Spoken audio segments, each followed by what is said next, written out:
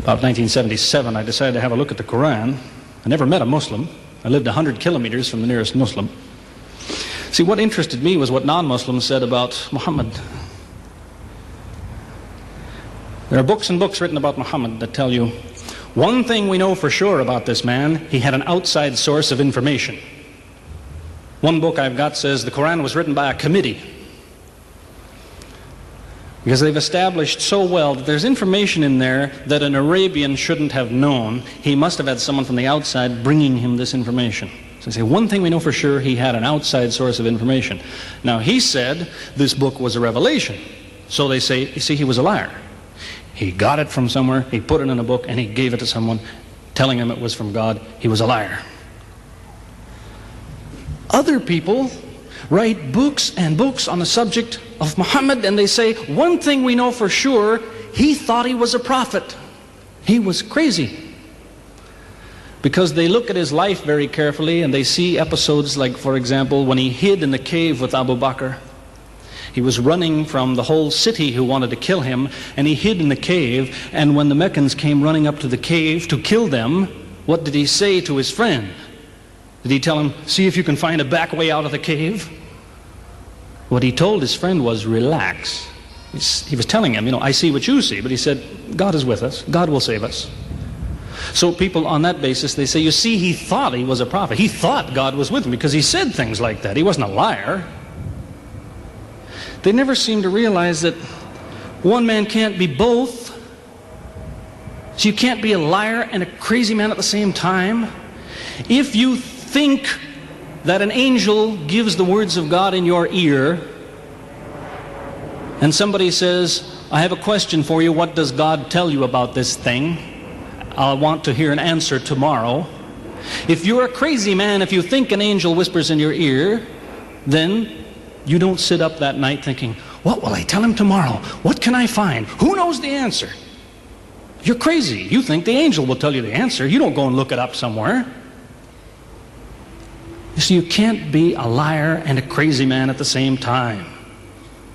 You can be one or the other, or neither, but you can't be both. And you see, I read two non-Muslim biographies of Muhammad. One was by Rodenson, who's an atheist, who hated the man. But many interesting things come up about his life that I had to wonder about. One story that's told is that when he was an older man, he had a son named Abraham. The son died when the child was 2 years old. The same day the boy died, there was an eclipse of the sun. The sky went dark. And the Muslims came running to their prophet and said, look, it's a miracle. Your child died and the sky went dark in sadness. It occurred to me, see, if he was a crazy man, he'd probably believe what they said. He'd probably think, yes, it's a miracle. My child died, the sky is dark. Yes, it's a miracle. If he was a crazy man. If he was a liar, he would have taken advantage of it. He would have said, yes, right, my child died, the sky is dark, you tell everyone, it proves I'm a prophet. It's a miracle. But what did he do? He became angry with the Muslims. He told them that was nonsense. He was angry with them. How dare you say that? He said, the sun and the moon are signs of God, and they don't worry themselves about the birth of a man or the death of a son of Muhammad. Doesn't look very crazy, doesn't look much like a liar.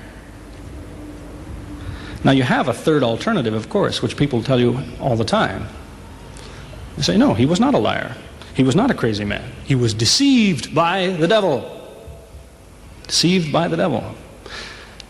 It's an interesting idea, but whatever you say, you better be ready to back it up.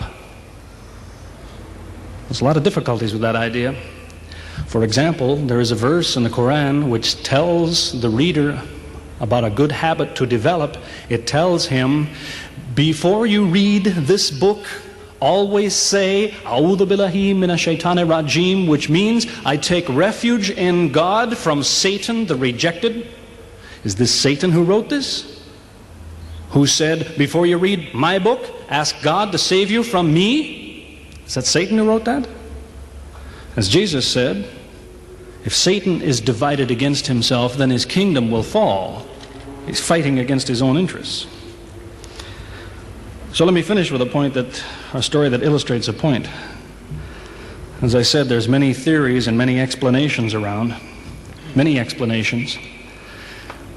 But an explanation, something somebody tells you, is just so much air coming out of his mouth unless he has proof and unless he offers you something that you can use to falsify it. You see, there's many theories of how do the planets go around the sun and how do the stars burn and all the rest of it. Many theories. Most of them are just so much wind. Scientists pay no attention to them because they don't contain something that could be checked to prove it false. You see, Einstein was considered an intelligent man because when he offered his theory in 1905 and again in 1915, he didn't just offer a theory, he said, here's 3 ways to prove I'm wrong. Now it's worth listening to. He's told me, here's 3 different things you can do. If you can do this, I'm wrong. Here you are. Is there anything like that in Christianity? Has the Christian ever said, you want to prove I'm wrong? All you have to do is this. Has he ever done that? The Quran is filled with that kind of thing, filled with it. Saying, you want to prove this book is wrong? Do this. Prove it. Go ahead, do it. Filled with that kind of thing. There's an example of it that made a big impression in its day, during the lifetime, 14 centuries ago, of the Prophet of Islam.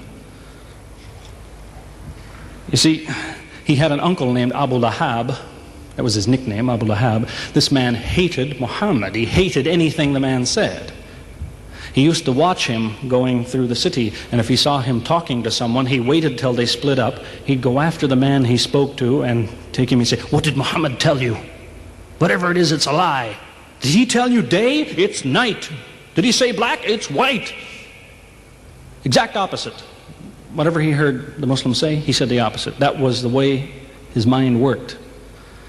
There's a little chapter of the Quran called Lahab, and it says about this man that he'll never change.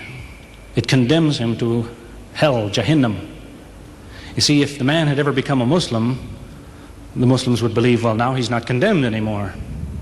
You see, for 10 years before Abu Lahab died, that was a part of the Quran. And the Muslims could come to Abu Lahab and say, do you know, it's been revealed to us in our book that you will never be a Muslim. God says you will never be a Muslim.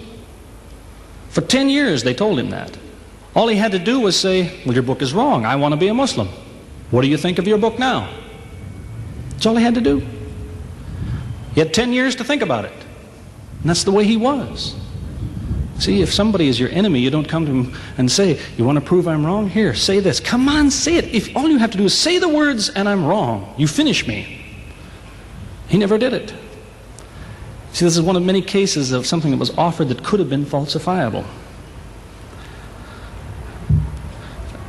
So it was. As I say, in 1978, after, how long would that be? 15 years of arguing with the church authorities, one place or another, I got the idea, I'm going to argue with some other people.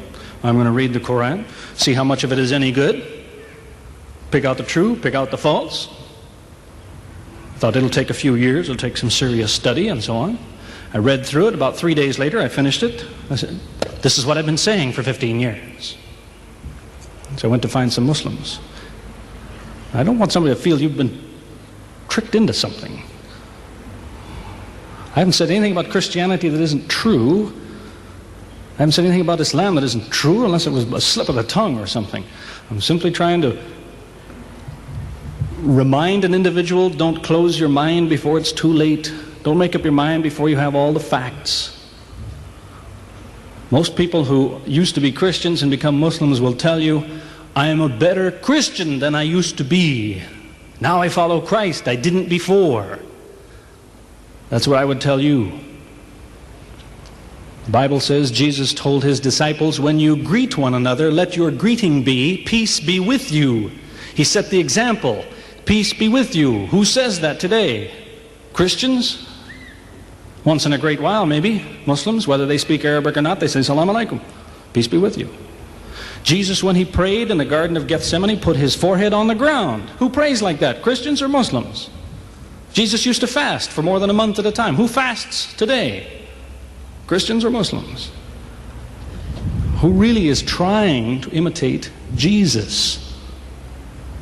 Somebody said to me before coming in here, they said, the Muslims make Jesus out, they insult him and so on and so on. How, possibly, do they insult him? They lift him up. Up. They can't tolerate anything bad said about him.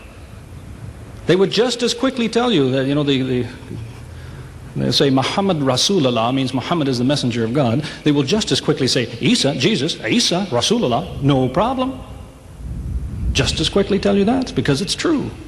They occupy the same place. If God himself wants to make distinctions among his prophets, that's his business, not ours. Treat them all with the same amount of respect. May God guide us always closer to the truth.